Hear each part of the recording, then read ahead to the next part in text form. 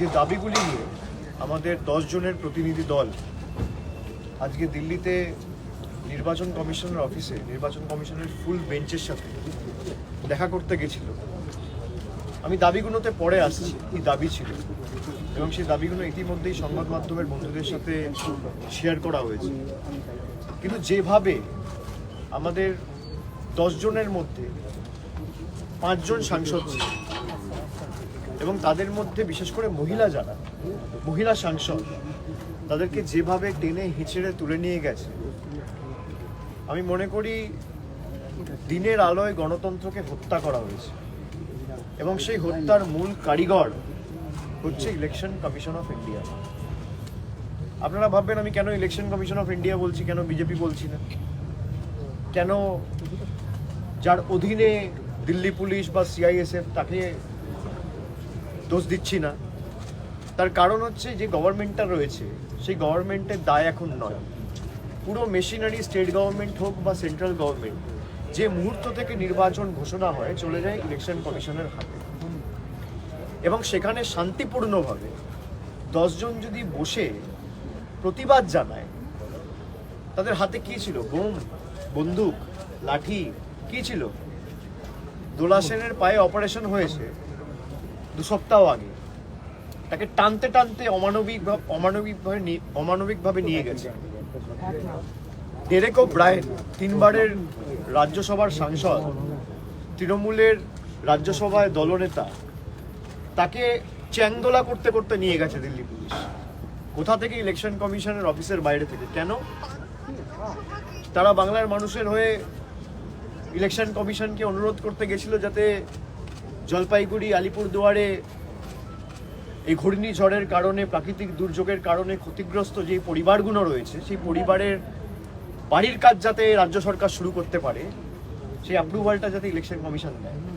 হ্যাঁ, নিশ্চিতভাবে আমরা বলতে গেছিলাম NIA director, CBI director, ED director, income tax director এরা চেঞ্জ হোক, কিন্তু তার সাথে আমাদের যে মেন দাবি ছিল, যেটা আমাদের রাজ্যের মুখ্যমন্ত্রী বারবার বিভিন্ন জনসভা থেকে বলেছে, যে যেদিনকে এই প্রাকৃতিক দুর্যোগ হয়েছে এবং ঝড় হয়েছে এবং তার কারণে প্রায় 1600 পরিবার এবং বাড়ি ক্ষতিগ্রস্ত হয়েছে, পরের দিন রাজ্য সরকারের তরফ থেকে ইলেকশন কমিশনকে লিখিতভাবে জানানো হয়েছে যে আমরা কেন্দ্র থেকে টাকা চাইছি না, রাজ্য সরকার এই ক্ষতিগ্রস্ত পরিবারগুলো মাথার ছাদের ব্যবস্থা করতে চায়, সময় অপচয় না করে আমাদের সেই অ্যাপ্রুভালটা দেওয়া হোক।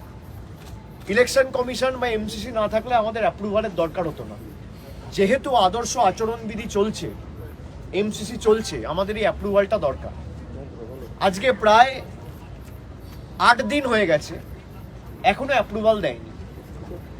তার কারণ যে ইলেকশন কমিশনারকে ভারত সরকার এবং দেশের প্রধানমন্ত্রী এবং তারই একজন সহকর্মী সেই রাজনৈতিক দলের বিজেপির নিয়োগ করেছে, তারা চায় না গরিব মানুষ বাড়ি পাক, তারা চায় না ঝড়ে ক্ষতিগ্রস্ত মানুষ বাড়ি পাক।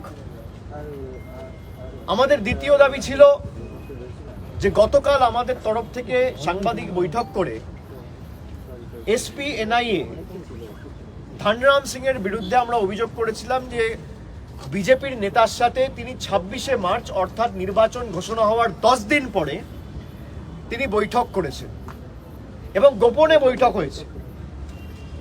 আমি ধরে নিতে পারি তর্কের খাতিরে যে কেউ police commissioner, NIA director, NIA SP বা এসপি পদমর্যাদার অফিসার বা সিবিআই পদমর্যাদার অফিসারে গিয়ে দেখা করবে। আমরা আজকে রাজভবনে এসেছি, আমরা অ্যাপয়েন্টমেন্ট নিয়ে এসেছি। আপনি তো অফিসে গিয়ে দেখা করবেন, আপনি সময় চেয়ে মেল করবেন, অ্যাপয়েন্টমেন্ট লেটার দেবেন, সে তথ্য কোথায়? আপনি নির্বাচন ঘোষণা হওয়ার পর এসপি এনআইএ এর বাড়িতে গিয়ে, আমি যদি কালকে এসপি এনআইএ এর বাড়িতে যেতে চাই ঢুকতে পারবো? এবং আমরা সিসিটিভি ফুটেজ প্রকাশ করব। জিতিন তিওয়ারি যখন ঢুকছে তাকে একজন লোক রিসিভ করছে, যে সেই এসপি এনআইএ ধনরাম সিং এর বাড়িতে কর্তব্যরত কাজ করে, বেরোচ্ছে তাকে ছেড়ে দিচ্ছে নিচ অব্দি। আজকে এই প্রমাণগুলো থাকার পর কেন নির্বাচন কমিশন এনআইএ ডিরেক্টর এনআইএ এসপি কে সরাবে না?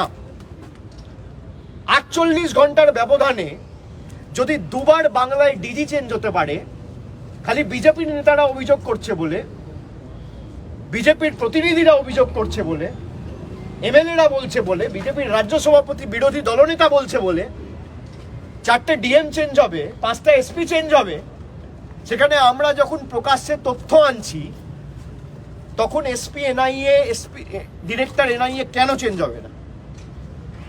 26 তারিখ বৈঠক হয়েছে ধনরাম সিং এর সাথে জিতেন্দ্র তিওয়ারির, 27 তারিখ থেকে এনআইএ নোটিশ দিতে শুরু করেছে।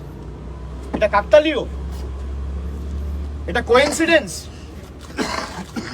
27 তারিখ নোটিশ যাচ্ছে, 28 তারিখ নোটিশ যাচ্ছে, 29-এ যাচ্ছে, 30-এ যাচ্ছে, 1 তারিখে আসতে বলা হচ্ছে, 2 তারিখে আসতে বলা হচ্ছে। এটা তো কাকতালীয় নয়? নোটিশটা কেন 25-এ গেল না? নোটিশটা কেন 24-এ গেল না? নোটিশটা কেন 22-এ গেল না? আপনার অভিসন্ধি যদি সৎ থাকতো, আপনি যদি সঠিকভাবে তদন্ত প্রক্রিয়া এগিয়ে নিয়ে যেতে চান, তাহলে কেন জিতেন্দ্র তিওয়ারির সাথে মিটিং করার পর নোটিশ যাবে এবং কেন সে এনআইএ ডিরেক্টর চেঞ্জ হবে না? যারা বিজেপির তল্পি বাহক হিসেবে কাজ করছে ইলেকশন কমিশন কেন তাদের বিরুদ্ধে ব্যবস্থা নেবে না? আমাদের অভিযোগ বিজেপির বিরুদ্ধে নয়, আমাদের অভিযোগ ইলেকশন কমিশনের বিরুদ্ধে।